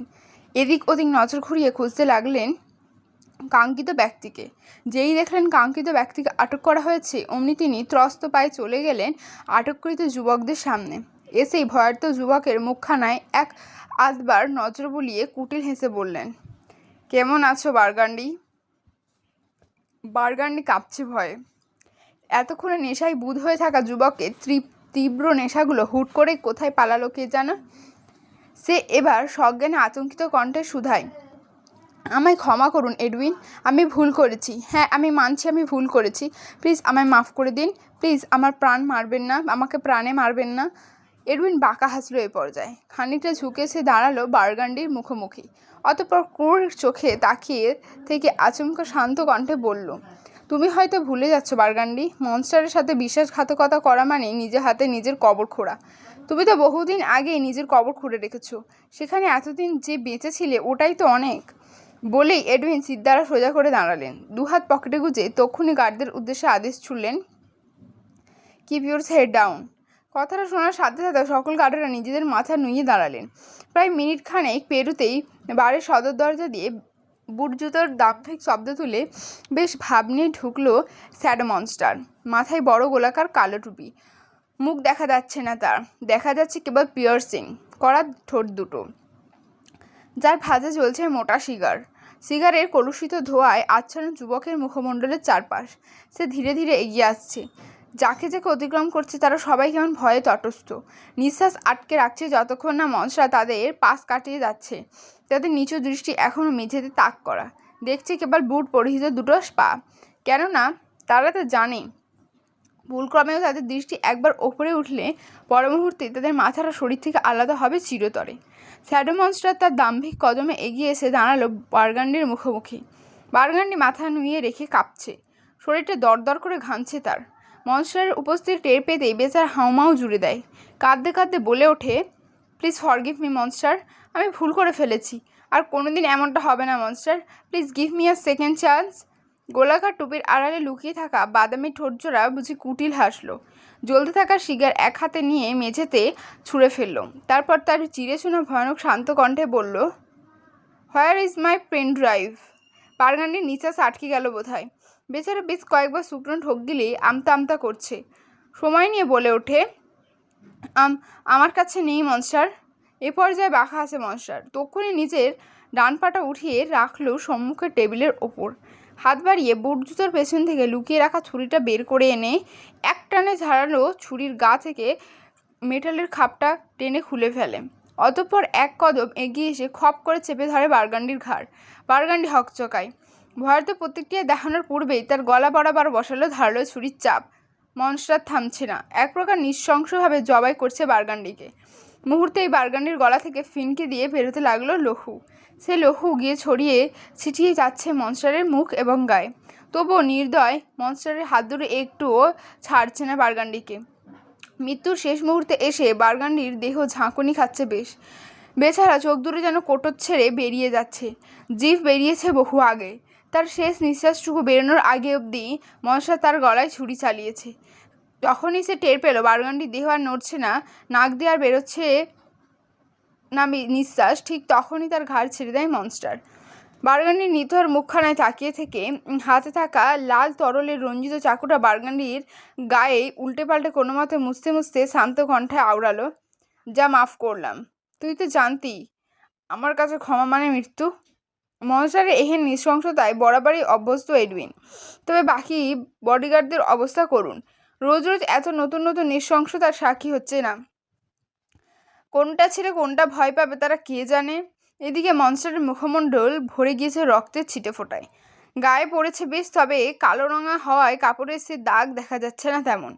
মনস্টার নিজের মুখ থেকে লহুর ছিটে ফোটাগুলো মুছে নেবার মোটেও তাড়া দেখালো না। উল্টো পথে পা বাড়িয়ে চুপচাপ গিয়ে বসলো কাউন্টার টুলের ওপর। ওভারকোটের পকেট হাতড়ে ফের একখানে সিগার বের করে এনে ঠোঁটের ফাঁকে গুজল সে। লাইটার জ্বালিয়ে সিগারের শেষ ভাগ ধরাতেই হঠাৎ তার বাজ পাখির ন্যায় দৃষ্টি গিয়ে পড়ল বারটেন্ডারের বয়ের ওপর, যিনি কিনা মনস্টারকে আর দৃষ্টিতে লুকিয়ে চুরিয়ে দেখছিলেন। তবে মনস্টারের ওই বাদামি চোখ দুটোর সাথে চোখাচোখি হতেই ভয় কেঁপে উঠলেন বারটেন্ডার। তখনই নজর ঝুঁকালেন নিচে। মনস্টার দেখল তা। সিগারের শেষ ভাগ লম্বা একটা টান বসিয়ে সিগার মুখে ক্রুর হাসলো কেমন। পরক্ষণে ডান হাতের তর্জনী বা মধ্যমার ভাঁজে সিগারটা ধরে একটু একটু করে কদম বাড়িয়ে এগিয়ে গেল বারটেন্ডারের নিকট। বেচারা বারটেন্ডার মনস্টারকে নিজের সামনে এসে দাঁড়াতে দেখে ভয়ে আটখানা। তড়িত নিচু হয়ে মনস্টারের পা দুটো বুকে জড়িয়ে আর্তনাদ করে বলতে লাগলো, ভুল হয়ে গেছে মনস্টার, আমি ভুলে তাকিয়েছি আপনার দিকে। আর কখনো এমন করবো না মনস্টার, বিশ্বাস করুন, আর কোনো দিন করবো না। মনস্টার শেষলাস তো হাসলো কেন যেন। ধীরে ধীরে ওভারকোটের ভেতর দিয়ে কোমরের পিছনে হাত দিয়ে বলতে লাগলো, নেক্সট টাইম বেঁচে থাকলে তো। বারটেন্ডার হতবাক দৃষ্টি তুলে ওপরে তাকাতেই টের পেল তার খুলির ঠিক মাঝ বরাবর বন্দুক তাক করেছে মনস্টার। বারটেন্ডার বয়টা বুঝি নিঃশ্বাস ফেলতে ভুলে গেল এক মুহূর্তের জন্য। মনস্টার তার দিকে সরু চোখে তাকিয়ে আছে। হঠাৎ করে এসে দেখল সুদর্শন যুবক তাকে চোখ মারল। বারটেন্ডার হতবুদ্ধি ভাব নিয়ে তাকিয়ে থাকতেই মনস্টার তক্ষুনি ট্রিগার চাপলো। একবার, দুবার, পরপর 4 বার। এবারেও বারটেন্ডারের লাল ক্ষারীয় তরল এসে ছিটকে পড়ল মনস্টারের গায়ে। তবুও মনস্টার প্রতিক্রিয়াহীন।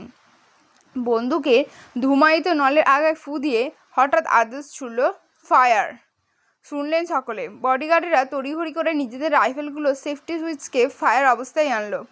অতঃপর উপস্থিত সাধারণ জনগণেরা কিছু বুঝে ওঠার আগেই ওদের ওপর চালানো হলো অমানবিক গুলিবর্ষণ। এক মুহূর্তেই পুরো বাড়ি ছড়িয়ে পড়ল আত্মচিৎকার। চারিদিকে অনবরত রাইফেলের গুলির শব্দ। বাড়ির মেঝে ভরে গিয়েছে লহুর উপস্থিতিতে। অথচ মনস্টার নামক সুদর্শন ভয়ঙ্কর যুবক মাথা দোলাচ্ছে আনন্দে। মনের সুখে একের পর এক বসাচ্ছে সিগারের শেষ ভাগ, একের পর এক টান বসাচ্ছে সিগারের শেষ ভাগে। কাজ শেষ। বার্গান্ডিকে মারতে সে পুরো বার উড়িয়েছে বোম মেরে। শত হলেও মনস্টার কখনো নিজের উপস্থিতির ছাপ রাখে না। জনমানবহীন রাস্তার একপাশে সারিবদ্ধভাবে দাঁড়িয়ে আছে বেশ কয়েকটি কালো রঙা মার্সিডিজ বেঞ্চ। তার ঠিক মাঝে দাঁড় করিয়ে রাখা মার্সিডিজ বেঞ্চ এস ক্লাস পুল ভ্যান। সগৌরবে গাড়ির দিকে হেঁটে আসছে মনস্টার মুগ্ধ, তার পিছু পিছু গার্ডস। মুগ্ধ গাড়ির সামনে এসে দাঁড়াতেই এডউইন এক বাড়িয়ে গাড়ির দরজা খুলে দেয়। গম্ভীর মুখা মুগ্ধ গাড়িতে ঢোকার আগে কি মনে করে হঠাৎ বলে ওঠে, দুটো ট্রাক নিয়ে আয় এডউইন। এডউইন হতভম্ব।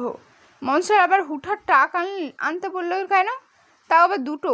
মনে উত্থাপিত হাজার কৌতূহল প্রশ্ন, তবুও ঠোঁটের ফাঁক ফোকর দিয়ে বেরোলো না একটা শব্দ। এডউইন কেমন গম্ভীর মুখে সেলফ মাথা নাড়িয়ে জানায়, ওকে মনস্টার। মুগ্ধ ততক্ষণে গাড়ির ব্যাকসিটে আইস করে বসেছে। এডউইন ঘুরে গিয়ে উঠে বসল ড্রাইভারের পাশের সিটে। ড্রাইভার মহাশয় গাড়িতে স্টার্ট বসাতেই মুগ্ধ কেমন গম্ভীর বাজখাই কণ্ঠ শুধায়, গাড়ি শপিং মলের দিকে নিয়ে চলো। তড়িত বিস্ফোরিত দৃষ্টি ঘাড় বাঁকিয়ে তাকায় এডউইন। লোকটার মুখায়ব দেখে স্পষ্ট বোঝা যাচ্ছে সে বোধ হয় বেশ অবাক হয়েছে এহেন কথায়। মুগ্ধ দেখেও দেখল না তা মুখভঙ্গি। গম্ভীর মুখে মাথা থেকে টুপিটা নামিয়ে পাশে রেখে ফের বাজখাই কণ্ঠে বলল, I said go to the shopping mall. এহেন বাজখাই কণ্ঠে তৎক্ষণাৎ গাড়িতে স্টার্ট বসায় ড্রাইভার। এডউইনও রয়ে শুয়ে সোজা হয়ে বসল। তার বিচক্ষণ মস্তিষ্ক টের পাচ্ছে অনেক কিছু, যা ভাবতে গিয়ে বেচারা চিন্তার শেষ কিনা।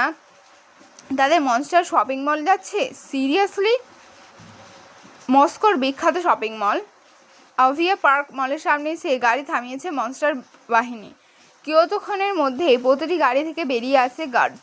এডউইন এখনও ঠায় বসে আছে গাড়িতে। তার মনিবের পরবর্তী আদেশ না পাওয়া অবধি সে কী করে যাবে বাইরে। এদিকে মুগ্ধের ঠোঁটের ভাঁজে জ্বলছে 5 নম্বর সিগার, যা শেষ হয়েছে প্রায় অর্ধেকটা। ছেলেটার চোখে মুখে নির্বিকার ভঙ্গি স্পষ্ট। এডউইন খানিক রয়ে শুয়ে গলা খাকারি দিয়ে বলল, monster, we are in front of the মল। মুগ্ধ শুনল। তৎক্ষণাৎ প্রতিউত্তর না করে খানিক সময় নিল। পায়ের ওপর পা রেখে দোলাতে দোলাতে সিগারেট টান বসিয়ে গমগমে গলায় বলল, ভেতরে যা, ওমান্স কালেকশানে যা যা আছে সব নিয়ে আয়। আকাশ থেকে পড়ল এডউইন। চেয়ে আছে অবিশ্বাস্য নেত্রে। কানে পাচ্ছে কেবল একটাই কথা, ওমান্স কালেকশন। এ বাবা, মনস্টার আবার কোন মেয়ের জন্য এত কেনাকাটা করতে চাইছে? কে সেই মেয়ে? মেয়েটাকে দেখার কৌতূহল যেন তরতর করে বাড়ছে এডউইনের। কিন্তু আপাতত সে কৌতূহলকে বেশ ভালো মতো দমিয়ে রাখলো এডউইন। রয়ে শুয়ে খানিক ঢোক গিলে আওড়ায়, বলছিলাম কি মনস্টার, ভেতরে তো অনেক বড় বড় ব্র্যান্ড আছে। আপনি ঠিক কোন ব্র্যান্ডের জিনিসপত্র চাইছেন সেটা বললে না হয় আমি। এডউইন মহাব্যগ্র কণ্ঠে কথাগুলো বলেই যাচ্ছে, তবে তার কথাটা শেষ হবার আগেই শোনা গেল মুগ্ধের একরোখা ভারী কণ্ঠ, সব, যা যা আছে সব। চক্ষু ছানাফড়া করে কিয়তক্ষণ তাকিয়ে রইল এডউইন।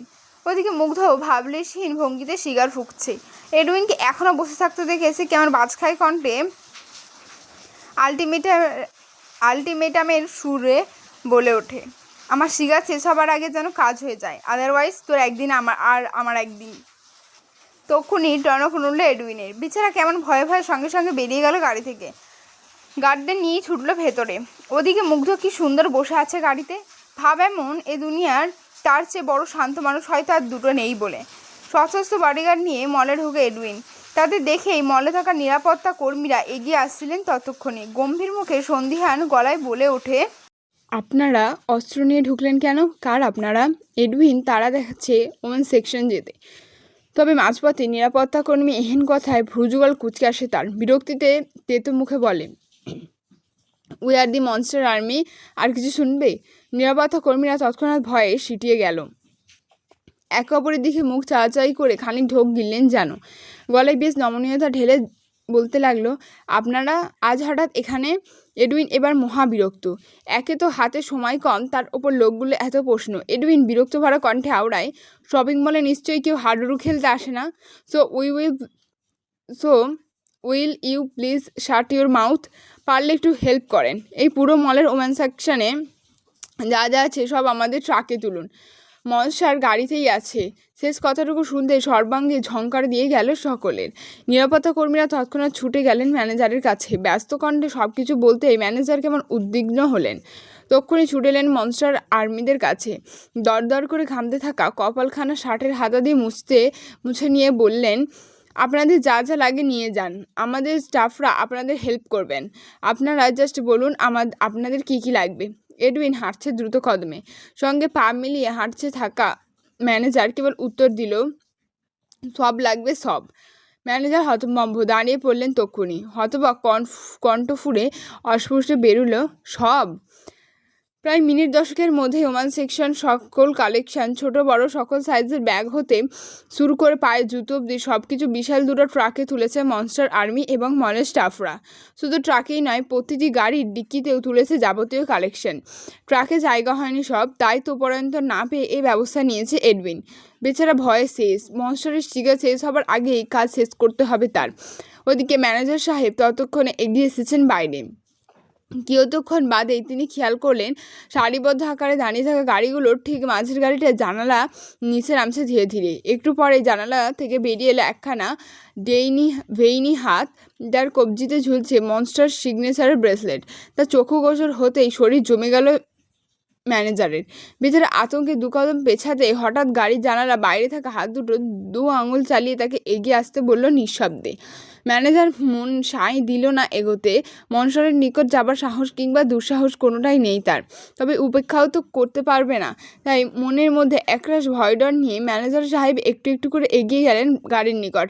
কিয়তক্ষণ বাদেই দুহাত দূরত্বে দাঁড়িয়ে পা থামালেন তিনি। মাথাটা নুইয়ে রেখে কুর্নিশ জানিয়ে বললেন, হ্যালো মনস্টার। মুগ্ধ জবাব দিল না। তক্ষুনি একখানা কাগজ ছুঁড়ে মারল ম্যানেজারের মুখে। ম্যানেজার হতভম্ব। পায়ের কাছে পড়ে থাকা কাগজটা তুলে এনে খেয়াল করতেই দেখলেন এটা কোনো সাধারণ কাগজ নয়, এটা একটা চেক, তাও আবার মনস্টারের স্বাক্ষর দেয়া। ম্যানেজার সাহেব স্নিগ্ধ ভাঁজ ফেললেন কপালে। পর মুহূর্তে আর কর্ণঘরে ভেসে এলো মনস্টারের গম্ভীর শান্ত কণ্ঠ, মনমতো সংখ্যা বসিয়ে নিন বলেই জানালার কাঁচ ওঠালো মনস্টার। এদিকে বাইরে দাঁড়িয়ে থাকা ম্যানেজার সাহেব এখনও আশ্চর্যিত চোখে তাকিয়ে আছেন কেমন। তিনি তো ভেবেছিলেন মনস্টার বোধহয় এমনিতেই জিনিসপত্র নিয়ে যাবে, তবে তার ধারণা একদম পাল্টে দিলেন মনস্টার। দিয়ে গেলেন তার প্রাপ্য। সারাদিন শুয়ে বসে থেকে গা ধরে গিয়েছে মাহির। এত অলসভাবে সময় কাটে, না আছে কথা বলার কেউ, না আছে কথা শোনার। তারপরও যেই বাড়ি, এটা বাড়ি তো নয়, যেন একটা গোলক ধাঁধা। একবার বেরোলে নিজের কক্ষের রাস্তায় ভুলে যায় মেয়েটা। আবার চোখে চশমাটাও তো নেই তার, বেশ খানিকটা দূরের জিনিসই ঝাপসা ঝাপসা দেখে সে। এ হলো আর এক কষ্ট। মাহি চুপচাপ দুহাঁটু বুকের কাছে ভাঁজ করে বসে আছে। বাড়ির কথা খুব মনে পড়ছে তার। না জানি বাড়ির সবাই কেমন আছে। মেয়েটার জন্য কাঁদছে হয়তো খুব। মেড-ইন ইরাকে কয়েকবার বলেছিল ফোনের কথা, তবে তিনি জানালেন এক অদ্ভুত কথা, এ বাড়িতে নাকি কোনো ফোন চালানো নিষিদ্ধ। এমনকি কারো হাতে একটা বাটন ফোনও না আর কি নেই। মাহি এ কথা শোনার পরপরই বেশ অবাক হয়েছে। এ যুগে এসেও কেউ ফোন না চালিয়ে থাকতে পারে, তাও আবার এতগুলো মানুষ এতগুলো দিন ধরে ফোন ছাড়া চলছে। ভাবা যায় এসব? মাহির ভেতরটা বড্ড অস্থির। মনটা আনচান করছে বাড়ির লোকজনকে দেখতে। ঠোঁট ভেঙে কান্না আসছে একাকিত্বে। পরনেও ছিঁড়ে ফাটা জামা, সব মিলিয়ে মনের অবস্থা বড্ড করুণ মেয়েটার। মাহি মুখ লুকায় হাঁটুর ভাঁজে। নিঃশব্দে কাঁদতে গেলে হঠাৎ শুনল ওদূর থেকে কেউ অদ্ভুত ঝনঝনানি শব্দে ভেসে আসছে। কেউ হয়তো ভারী কিছু টেনে টুনে হিঁচড়ে আনছে। মাহি কান খাড়া করলো। আওয়াজটা ধীরে ধীরে খুব নিকট আসছে। মেয়েটা কেমন ভয়ে ভয়ে হাঁটু থেকে মুখ তুলে সামনে থাকতে দেখলো কয়েকজন মেয়ের বেশ কিছু ক্লদিং এবং রোলিং র্যাক টেনে টেনে ঘরে ঢুকছেন। মাহি অবাক হয়ে তাকিয়ে রইল কেমন। এত এত কাপড় চোপড় কী আনলো হঠাৎ? মনে উত্থাপিত প্রশ্নটা ঠোঁটের আগায় ঠিক নিয়ে আসে মাহি। নড়চড়ে সোজা হয়ে বসে সন্ধিহান গলায় জিজ্ঞেস করে ওঠে, এগুলো কি? কেন এনেছো এসব? তক্ষুনি কক্ষের দুয়ার থেকে ভেসে আসে মাহির সবচেয়ে অপছন্দনীয় পুরুষের বাঁকা কণ্ঠ, তোর কোন নাগর আছে এখানে যে এনে দিবে? এহের খোঁচা মারা কথায় দাঁতে দাঁত চাপলো মাহি। নাক ফুলিয়ে ঘাড় ঘোরালো অন্যত্র। মুগ্ধ তখন ধীরে ধীরে এগিয়ে আসে। এক হাতে তার হুইস্কির বোতল, গায়ে এখনও বাইরের পোশাক। অন্ধকারে বসে থাকা মাহির খেয়াল করেনি শ্যাডো মনস্টারের রক্তাক্ত মুখ। এদিকে মনস্টার ঘরে পা রাখতে মেয়েরও সাথে সাথে যে যার মতো বেরিয়ে যায় কক্ষ থেকে। মুগ্ধ কেমন বাজখাই কণ্ঠে আদেশের টোনে বলে, যা কাপড় চেঞ্জ করে আয়। অবাধ্য মাহি, মারও খাবে আবার অবাধ্যতাও করবে। খাততারামি করে এবারও সে বলল, পারবো না আমি আপনার দেয়া কাপড় পরবো না আমি আপনার দেয়া কাপড় চোপড়। মুগ্ধ চোখ সরু করলে পর্যায় কাটকাট কণ্ঠে শুধায়, যেটা গায়ে দিয়ে রেখেছি সেটা কি তোর বাপে এসে কিনে দিয়ে গেছে বান্দির মেয়ে? কার সাথে ঘাটতারামি করিস বেয়াদবের বাচ্চা? একদম ঘাড় ভেঙে ফেলবো। মাহি ভয় পেলেও অনর নিজের ঘাটতারামিতে। মার খেলে খাবে, তাও পরবে না ওই লোকের আনা কাপড়। সে ঠায় বসে রইল নিজ জায়গায়। এদিকে মুগ্ধের ঘাড়ের রগ ফুলছে এবার, দাঁত হয়েছে কটমট। চোখ দুটোতে আগুন লেপটে নিয়ে সে কেমন ঝাঁঝালো কণ্ঠে বলল, ড্রেস চেঞ্জ করবি কি না বল। করবো না করবো না করবো না, ব্যাস এটুকুই যেন যথেষ্ট ছিল বেরপরোয়া পুরুষকে ধৈর্য হারা করতে। মুগ্ধ তৎক্ষণাৎ কটমট করতে করতে হাতে থাকা হুইস্কির বোতলটা খুলে নিয়ে একে একে সবগুলো ক্লদিং র্যাকে হুইস্কি ছেটাতে লাগলো। মাহি আর দৃষ্টিতে দেখছে সব। লোকটার পরবর্তী পদক্ষেপ আঁচ করতে পারছে না মেয়েটা। কাপড়ের গায়ে ওসব কী ছেটাচ্ছে কে জানে। তবে মাহির টনক নড়ল তখন যখন দেখলো মুগ্ধ তার হাতে থাকা হুইস্কির খালি বোতলটা মেঝেতে ছুঁড়ে ফেলছে। উদ্ভ্রান্তের ন্যায় ওভারকোট হাতে লাইটার বের করতে চেঁচিয়ে ওঠে মাহি। তক্ষুনি দুলাফে এগিয়ে আসে মুগ্ধের নিকট। হাত বাড়িয়ে মুগ্ধর হাত ধরতে গেলেই আচমকা মাহির গলা চেপে ধরে মুগ্ধ। আরেক হাতে জ্বলন্ত লাইটারটা কাপড়ের র্যাকে ছুঁড়ে মারতেই কাপড়গুলো দাউ দাউ করে জ্বলে উঠল আগুনে। সে আগুনের লেলিহান শিখায় স্পষ্ট হলো মুগ্ধের রক্তাক্ত কঠিন মুখায়ব। মাহির নিঃশ্বাস আটকে গেল এক মুহূর্তের জন্য। এ কি দেখছে সে? লোকটার মুখে ওসব কি? মুগ্ধের অগ্নিদৃষ্টিতে চোখ পড়েছে তার। বুকটা এবার কাঁপছে বেশ। ওদিকে শক্তিশালী পুরুষের চোয়াল কাঁপছে রাগের চোটে। ঘাড়ের রগ ফুলেছে ইতিমধ্যে। মাহির মুখ পানে তাকিয়ে থেকে সে আচমকা চর বসালো মেয়েটার গালে। এক হাত তার এখনও চেপেছে মাহির কণ্ঠা। সেদিকে বিন্দুমাত্র পাত্তা নেই যুবকের। সে রীতিমতো ভীষণ খেপেছে মেয়েটার ওপর। মাহির নরম গালে আরেকবার চর বসিয়ে সে কেমন দাঁতে দাঁত চেপে হুঙ্কার তুলে বলে ওঠে, ওসব সাদাসাদি and all those fucking bullshit are not in my nature. তোর কত বড় কলিজা তুই আমার অবাধ্য হওয়ার চেষ্টা করিস জানোয়ারের বাচ্চা। একদম ঘাড় বরাবর ঘুষি মেরে ঘাড় ফাটিয়ে ফেলবো। ঘাড়তারার ঘরে ঘাড়তারা। নেক্সট টাইম তোর গালে যদি ভুলক্রমে ওসব মেয়েদের কাপড় দেখি, আই সোয়ার তোকে আমি জ্যান্ত পুড়িয়ে মারবো চাশমিস। And mark my words in your head. আজকের এপিসোডটা এতটাই রাখলাম। পরের বারে আসবো আবার একটা নতুন এপিসোড নিয়ে। টাটা।